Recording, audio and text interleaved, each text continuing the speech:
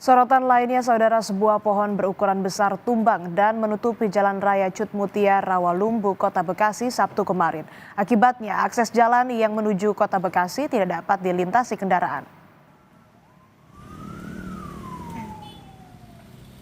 Akibat hujan deras dan angin kencang, sebuah pohon sengon berukuran besar tumbang dan menutupi jalan di Jalan Raya Mutia, Rawalumbu, Kota Bekasi. Pada saat pohon tumbang, tidak ada kendaraan yang melintas. Akibat kejadian ini, kemacetan tidak terhindarkan. Arus lalu lintas untuk kendaraan yang ingin menuju Kota Bekasi sempat dialihkan.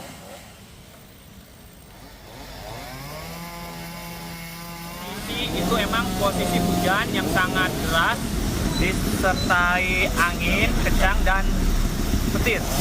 Lalu lintas terjadi kemacetan dan dialihkan jadi satu jalur. Berarti menutupi jalan, Bang, ya? Ya, menutupi jalan.